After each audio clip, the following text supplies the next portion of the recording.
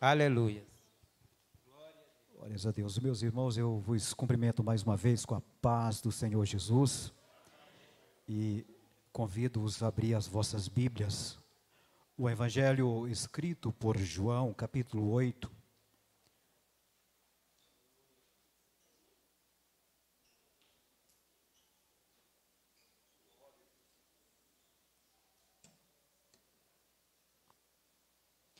É uma alegria para nós estarmos nesta noite, juntamente com os irmãos mais uma vez, consciente da responsabilidade que é vos comunicar a palavra do Senhor Jesus. Mas eu não estou preocupado porque estou nas mãos de Jesus, os meus lábios é de Jesus, eu sou de Jesus. Eu quero nesta noite ser instrumento de Jesus, ser usado pelo Espírito Santo de Deus para a edificação da igreja do Senhor Jesus. João capítulo 8, versículos 1 ao versículo 11, diz assim o texto sagrado. Jesus, porém, foi para o Monte das Oliveiras. Ao amanhecer, ele apareceu novamente no templo, onde todo o povo se reuniu ao seu redor, e ele se assentou para ensiná-lo. Os mestres da lei e os fariseus trouxeram-lhe uma mulher surpreendida em adultério, fizeram-na ficar em pé diante de todos. E disseram a Jesus: Mestre, esta mulher foi surpreendida em ato de adultério. Na lei, Moisés nos ordena apedrejar tais mulheres. E o Senhor, que diz? Eles estavam usando esta pergunta como armadilha, a fim de terem uma base para acusá-lo. Mas Jesus inclinou-se e começou a escrever no chão com o dedo. Visto que continuavam a interrogá-lo, ele se levantou e lhes disse: Se algum de vocês estiver sem pecado, seja o primeiro a tirar pedra nela. Inclinou-se novamente e continuou escrevendo no chão. Os que ouviram foram saindo, um de cada vez, começando com os mais velhos. Jesus ficou só, com a mulher em pé diante dele. Então Jesus pôs-se de pé e perguntou-lhe: Mulher, onde estão eles? Ninguém a condenou? Ninguém, Senhor, disse ela. Declarou Jesus: Eu também não a condeno. Agora vá e abandone sua vida de pecado. Os irmãos podem sentar-se. Glórias a Deus. O ministério de Jesus, ele vem, a Bíblia nos diz que Jesus veio buscar e salvar o que se havia perdido. Nós que estamos estudando a respeito da graça de Jesus, e esta graça, conforme os irmãos já conhecem muito bem, essa graça, ela perpassa por toda a Bíblia, por toda a palavra do Senhor Jesus. Após a queda do primeiro casal, Deus faz uma promessa que do fruto da mulher haveria de nascer um que iria destruir, que iria restituir aquilo que o homem havia perdido, a sua comunhão, o seu lugar diante da presença de Jesus. E Jesus, irmãos, vem nesse contexto, e é interessante nós observarmos no final do versículo 2, ou seja, a última palavra, a Bíblia vai falar que Jesus estava ensinando. O ministério de Jesus foi um ministério dedicado ao ensino. E nós podemos nos perguntar, mas o que Jesus estava ensinando? A Bíblia vai nos falar que Jesus era mestre, e o mestre ensina alguma coisa. E se nós formos para a Bíblia, para a palavra do Senhor Jesus, nós vamos observar que Jesus passa a noite toda em oração. E quando o dia amanhece, Jesus não vai dormir, Jesus não vai descansar. Jesus vai para o templo e as pessoas vão para o templo. Esse templo está cheio, esse templo está repleto de pessoas que estão ali querendo aprender de Jesus. O texto nos fala a respeito de um homem, filho de um homem chamado Bartimeu, que muitas vezes nós falamos de Bartimeu, ou seja, mas Bartimeu era filho de Timeu, um homem cego, e um dia este homem escuta a respeito de Jesus, e ele vai, Jesus está passando em um determinado lugar, ele pergunta, ele não via, mas ele escutava, e ele pergunta o que está acontecendo, e alguém fala para ele, olha cego, é Jesus de Nazaré, é Jesus que está passando, e aquele cego, ele não perde tempo, ele ergue a sua voz e abre o seu pulmão e grita a toda força, Jesus, filho de Davi, tem misericórdia de mim. E o texto vai nos dizer que as pessoas que estavam próximo àquele cego o repreende para que ele calasse a sua boca. Olha cego, cala a sua boca, você está fedido, você não merece, ele não vai te escutar, você fica calado. Mas a Bíblia fala que o cego, ele continua, ele insiste, ele grita mais alto e Jesus para. Quando de repente Jesus para, eu fico imaginando de repente aquelas mesmas pessoas que vocês incitaram, que falaram, que o aconselharam para que ele não clamasse, dar um recado para ele, olha cego, tem bom ânimo porque ele te chama. Irmãos, e quando Jesus nos chama, algo bom está nos aguardando, algo maravilhoso está nos esperando. A presença de Jesus, ela marca, aleluia, ela é marcante nas nossas vidas. E a Bíblia fala que o cego, ele levanta de um salto, lança a sua capa e vai, e alguém conduz até a presença de Jesus, e quando ele chega diante de Jesus, Jesus pergunta, o que queres que eu te faça? E aquele cego, ele sabia, sem dúvida alguma, ele sabia o que queria. Ele disse, olha, que eu torne a ver, aleluia. A Bíblia vai nos falar que Jesus devolve a vista para ele. Neste episódio, nós aprendemos que Jesus é o médico dos médicos. Jesus está ensinando que nada, absolutamente é impossível ao seu governo, nada é impossível ao seu domínio, nada é impossível à sua palavra.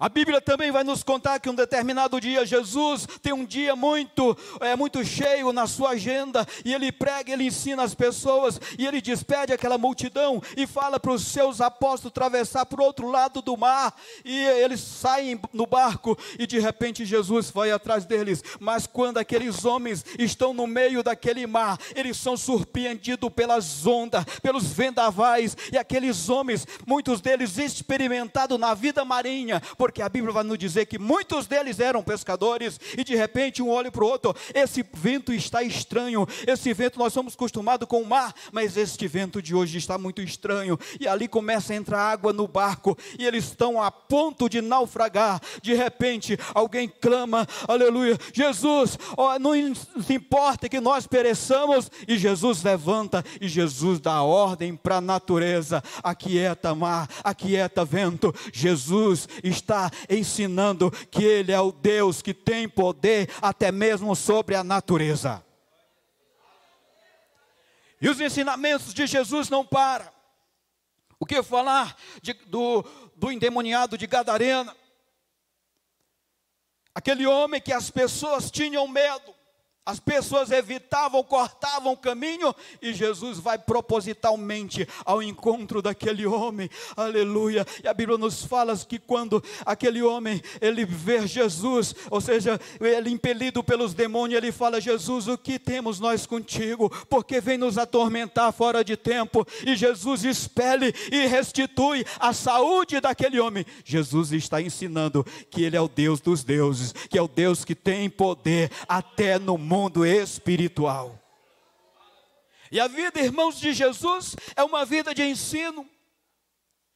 Já foi muito bem colocado aqui nesta noite pelo irmão que me antecedeu, que Jesus, na multiplicação dos pães, Jesus está ensinando que Ele é o Deus provedor, é o Deus da multiplicação, é aquele que colhe onde não semeia. Jesus estava ensinando.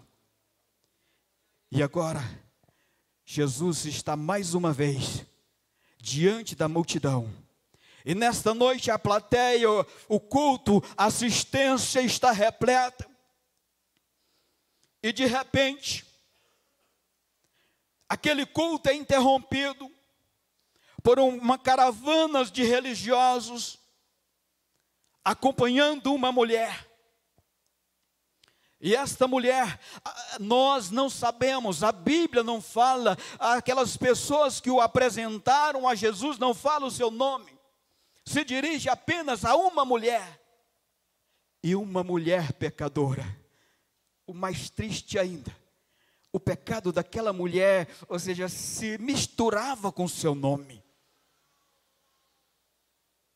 E aqueles religiosos levam aquela mulher, interrompe aquele culto. Eu imagino que Jesus instruindo, Jesus falando a respeito do reino de Deus, as pessoas boquiaberto, as pessoas fascinado. Sabe por quê? Porque o culto onde Jesus está é um culto diferente. Aleluia. As pessoas diziam: olha, a pregação dele é diferente, porque ele prega como quem tem autoridade, e não como os escribas, como os fariseus, porque a palavra de Deus, ela é viva, ela é eficaz, é mais penetrante do que espada de 2 gumes.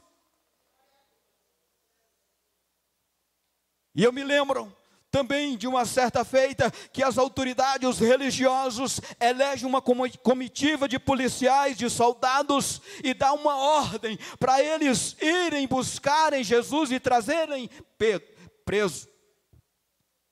E aqueles homens cumpridores de ordem, eles saem, ou seja, vão em direção ao templo, e de repente eles, quando chegam no templo, Jesus está ensinando. O comandante chega na frente e seus comandados atrás, e ali eles começam, dizem: olha, nós precisamos ser discretos para não causar tumulto dentro do templo. E eles começaram a escutar aquilo que Jesus estava falando. Quem sabe passou 5 minutos, um dos seus subordinados volta por aquele comandante: comandante, vamos fazer alguma coisa? Olha o homem, por que não vamos prender ele? Ele diz: não, escuta um pouquinho mais, isso, tem um pouquinho mais de paciência. E Jesus continua ensinando, Jesus continua falando a respeito do reino de Deus. E passa-se mais algum tempo, aquele homem volta no seu comandante: comandante, agora vamos agir, vamos fazer alguma coisa. E de repente aquele homem está com o olhar vidado em Jesus, ele não pisca para nada, e a palavra de Deus está penetrando dentro do seu coração. E de repente os seus comandados voltam: comandante, e o que nós vamos fazer? Ele diz: olha, vamos embora. Eu imagino, quem sabe até com lágrima nos olhos. A Bíblia não fala, mas a palavra de Deus, aleluias, ela trabalha, ela mistura, ela transforma o nosso coração, ela amolece o coração petrificado. A palavra de Deus, ela é poderosa para esmiuçar a penha e a rocha. E aqueles homens dizem: olha, vamos voltar. E sai, quem sabe, sem muita palavra, sem comunicar alguma coisa. E quando eles chegam no templo, aquele superior, os chefes do templo, as autoridades religiosas perguntam: e cadê o homem? Por que não o trouxeram? E aquele comandante, ele vai se reportar para os religiosos: nunca ninguém falou como este homem.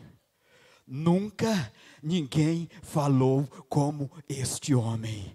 Aleluia. E olha que aquele comandante, ele era experimentado. Certamente ele já tinha participado de muitos tumultos, de muitas regiões, muitas aglomerações públicas, muitos discursos inflamados, mas jamais ele viu alguém falar como aquele homem, porque a palavra de Deus, aleluia, ela é poderosa, ela é gloriosa, ela entra no íntimo da alma, ela alimenta o nosso espírito, ela nos traz a reflexão, ela amolece o nosso coração, ela nos enche de fé, ela nos enche de esperança, e através da palavra de Deus, nós somos transformados.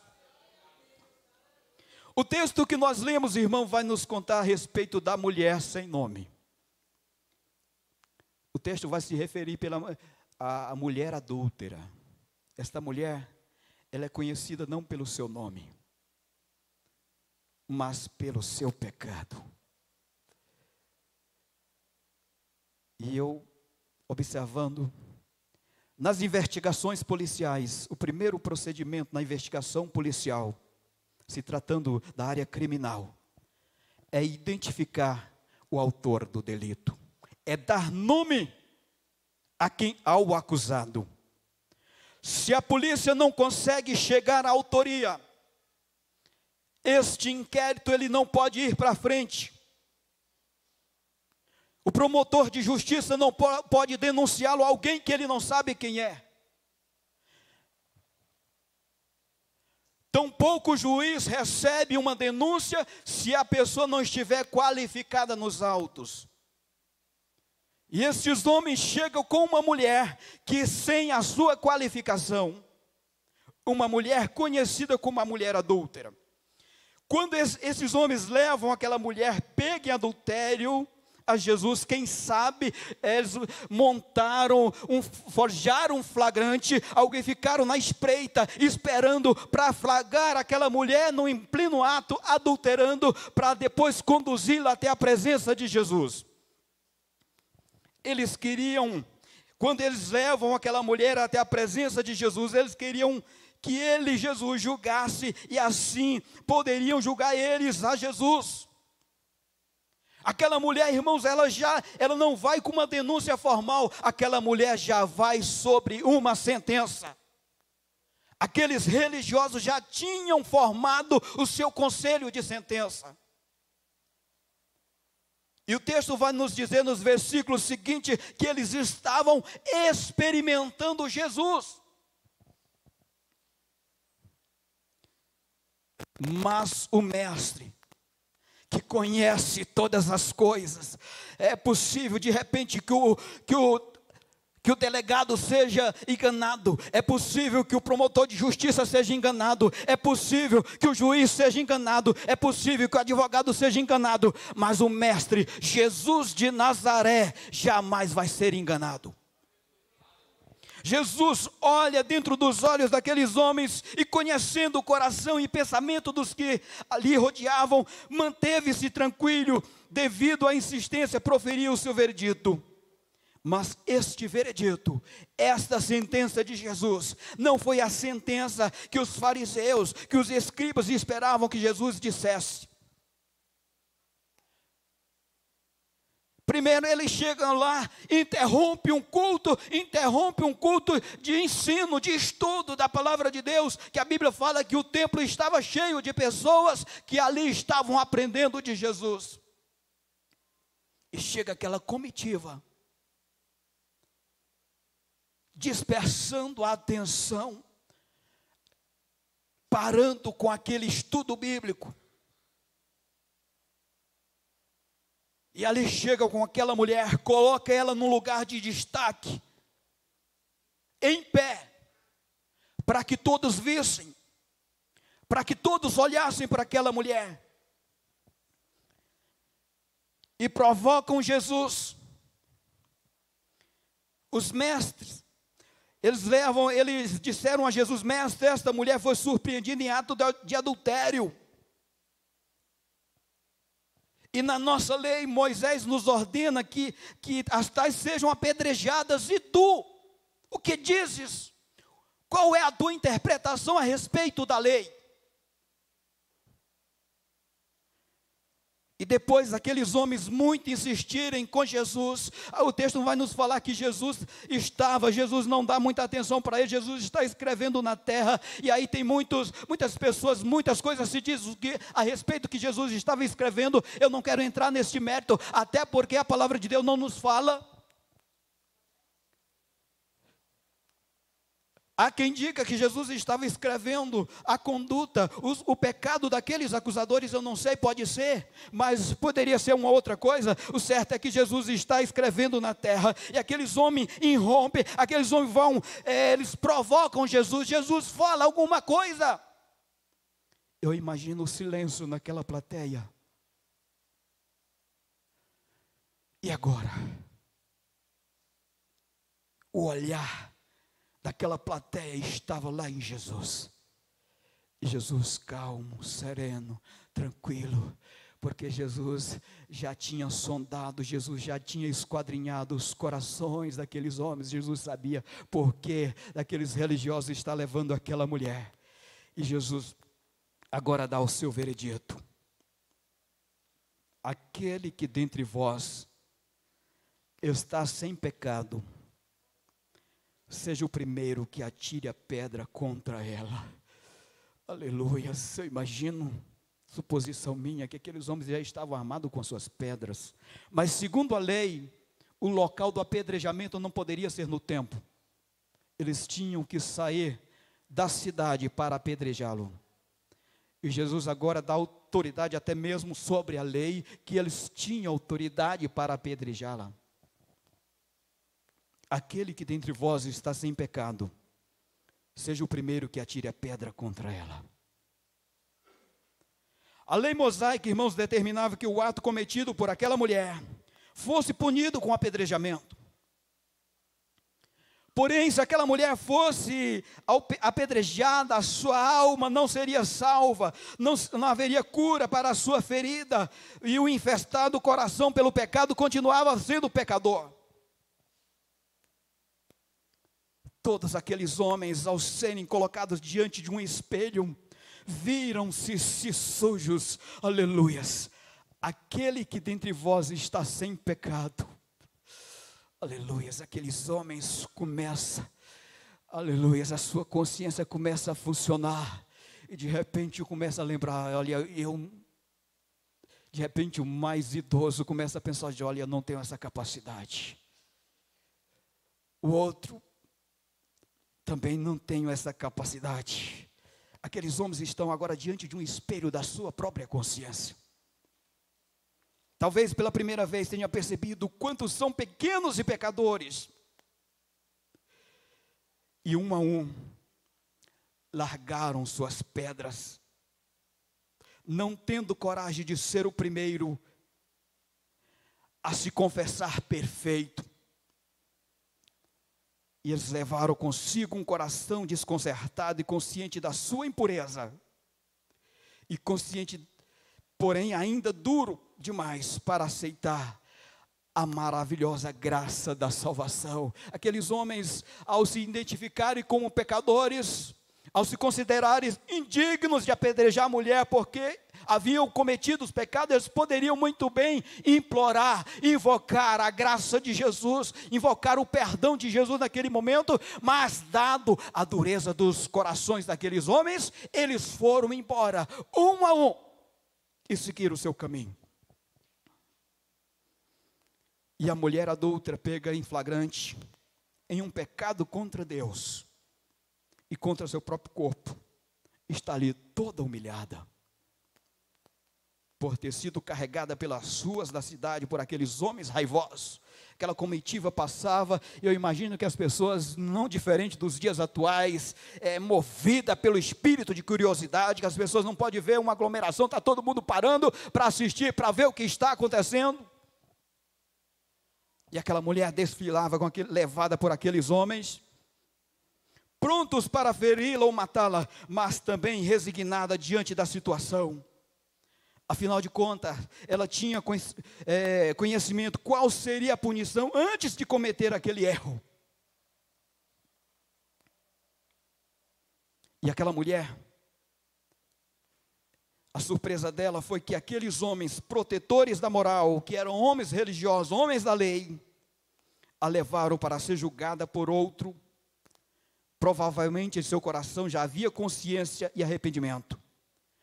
A confissão daquela mulher era pública e sem necessidade de palavras próprias, era o solo perfeito para a boa semente do Senhor.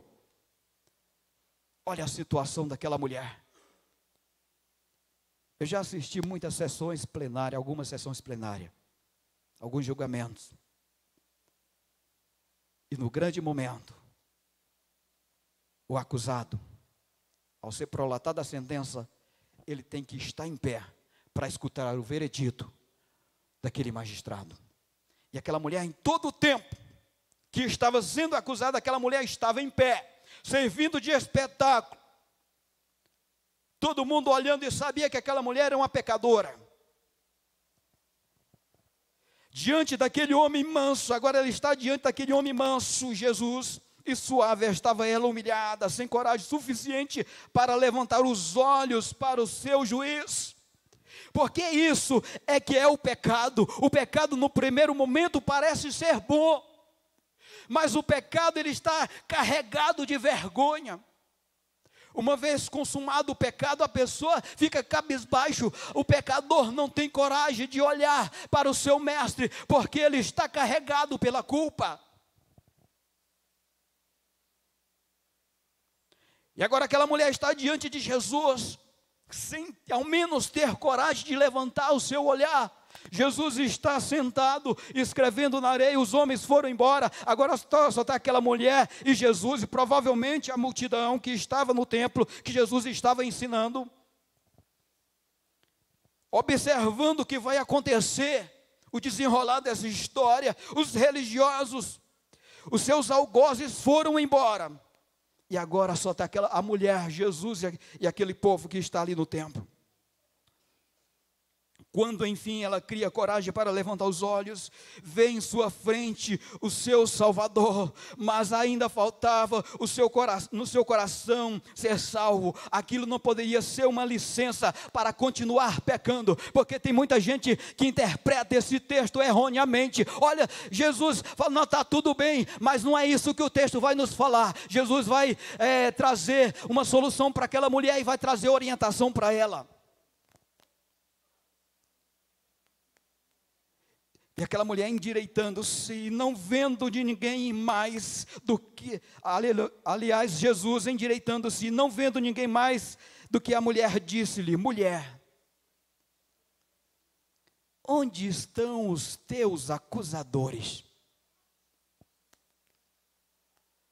Eu imagino que desta pergunta para a próxima tenha tido uma pausa. Mulher, onde estão os teus acusadores?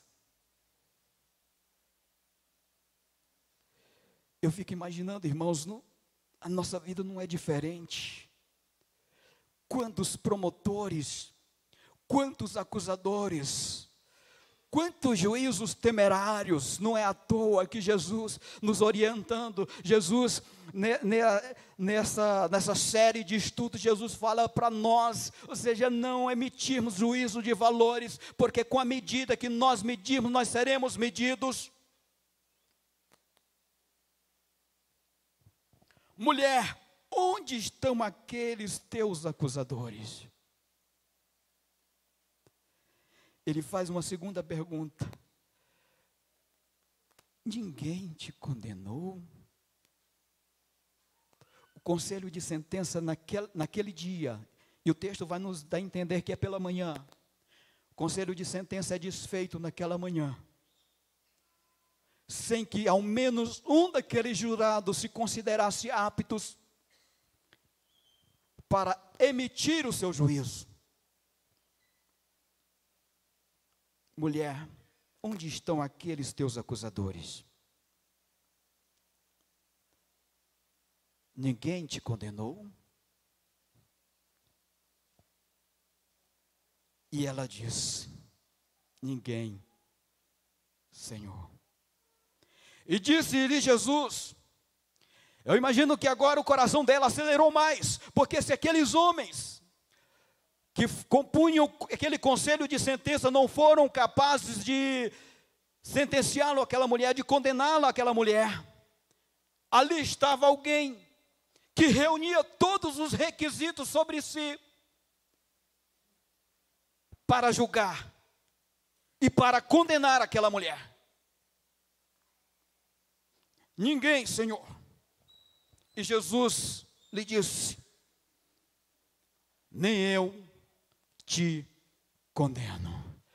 Eu imagino que aí a partir desse momento o coração da mulher começou, aleluia, coisa boa, irmãos, é estar livre. O coisa boa, essa liberdade. A liberdade não é colocar uma chave no bolso e sair e chegar a hora que você quer. Liberdade é ter o perdão de Jesus. Liberdade é ter essa sentença absolutória de absolvição nas nossas vidas. Jesus prolatou uma sentença, mas foi uma sentença de absolvição. Aleluia. Aquela mulher, você está livre. Nem eu também te condeno, vai-te e não peques mais. Aleluia. Esses dias, mais precisamente nesta semana que se passou, o Brasil todo, imagino que de repente até na imprensa internacional repercutiu. Se você jogar nos sites de pesquisa, o julgamento do júri no Rio Grande do Sul, vai estampar na primeira página de pesquisa sobre o caso do menino Bernardo, onde um pai, a madrasta, uma irmã da madrasta e mais uma outra terceira pessoa, cruelmente, segundo a acusação, tiraram a vida do menino Bernardo. E eu tive observando algumas cenas daquele julgamento, daquele plenário, daquele júri. E ali estavam as câmeras focadas, os repórteres de plantão. Aquele plenário estava cheio, estava lotado de pessoas. E no olhar de cada um daqueles assistentes, podia-se depreender o pedido. Quem sabe pela justiça, eles precisam ser condenados. Eu até comentei com minha esposa, digo, olha, olha o olhar daquele povo, aquele olhar acusador. Não estou falando que eles não merecem ser condenados, não. Mas eu pergunto, será que nós estamos em condições de emitir esse juiz? Será que nós temos a condição de falarmos, de prolatar uma sentença à semelhança desses homens religiosos? Sem isso trazer um constrangimento nas nossas vidas. É muito fácil apontar, é muito fácil falar, olha, tem que morrer. Tem que ter pena de morte, tem que ter banimento. E muitas vezes, quando nós falamos em justiça, o conceito de justiça que nós invocamos é um conceito errôneo, porque justiça é dizer o direito. Muitas das vezes a justiça para nós é punir, é extinguir com alguém, é exterminar, é acabar com a história de alguém.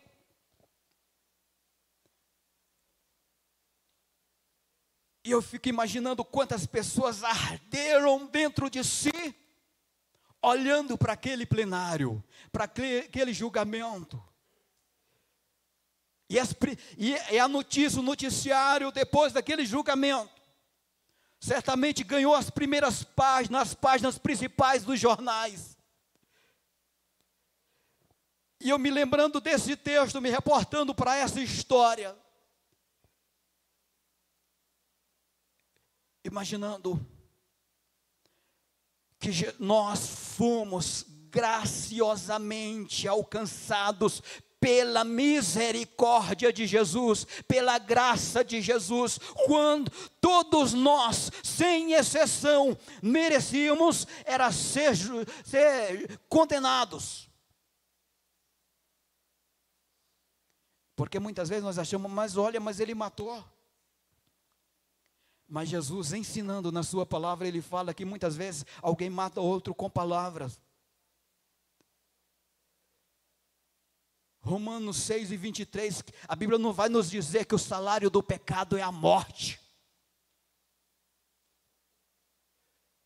É bem verdade que as consequências para os pecados pode haver diferença, mas todo pecado faz separação entre o homem e Deus. E o seu fim é o mesmo.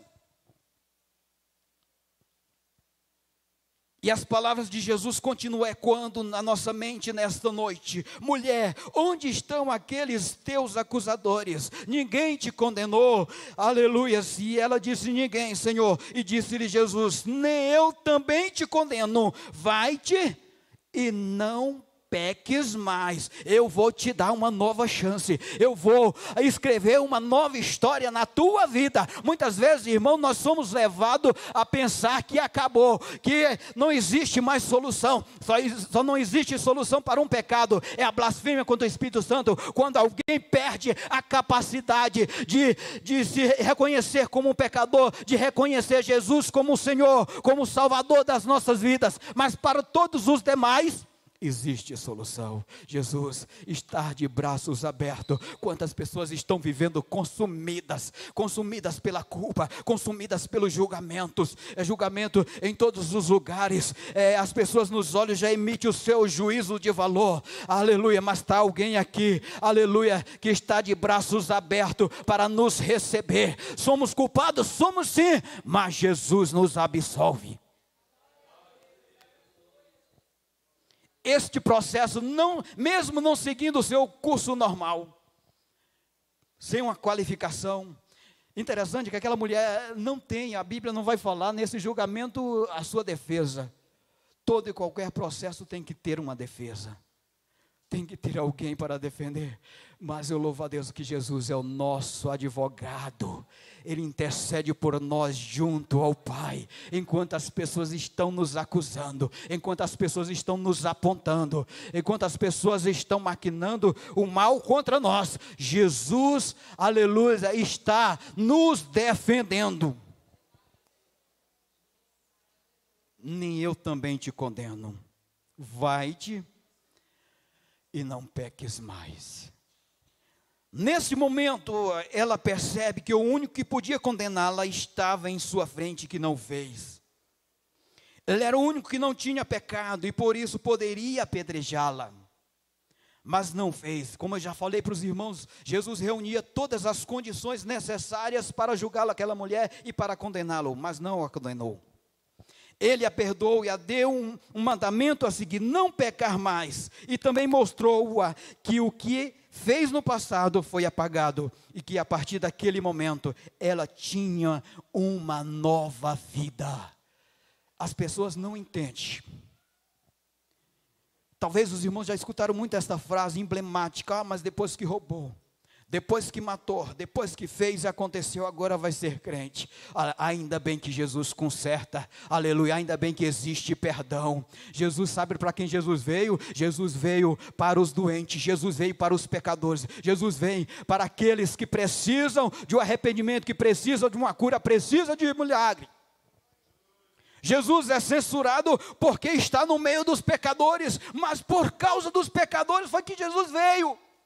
Jesus enfrenta a cruz por causa dos pecadores. Jesus pagou o preço que pagou por causa dos pecadores. A Bíblia nos diz, aleluia, em Lucas capítulo 19, que Jesus veio buscar e salvar o que se havia perdido. Talvez naquele momento, movida pelo amor, tenha tentado reconciliar com seu marido. Aquela mulher recebe o seu perdão. Ela tinha adulterado, tinha traído o seu marido. Suponhamos que de repente ela volta, vai reconstituir a sua família, ou seja, a partir de um novo prisma, porque ela tem um encontro com Jesus.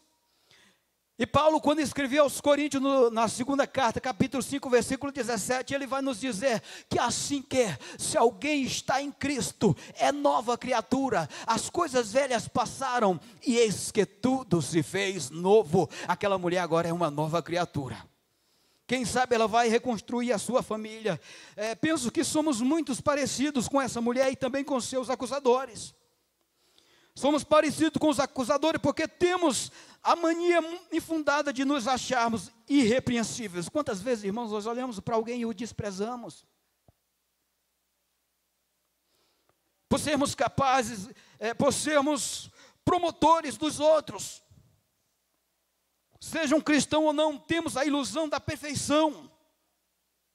até nos depararmos com Cristo. Quando nós nos deparamos com Cristo, os nossos conceitos são desfeitos, aleluias, e nós achamos que eram cheios de nós mesmos, mas nós percebemos que quem tem a razão é Jesus de Nazaré, que nós somos falhos, que nós somos pecadores, que nós somos desventurados, a semelhança do que fala o apóstolo Paulo: miserável homem quem sou, aleluia, quem me livrará do corpo desta morte? Nós reconhecemos a nossa fragilidade, reconhecemos a nossa pequenez, reconhecemos que precisamos do perdão de Jesus, que a nossa religiosidade não é nada, precisamos ser nascidos de novo,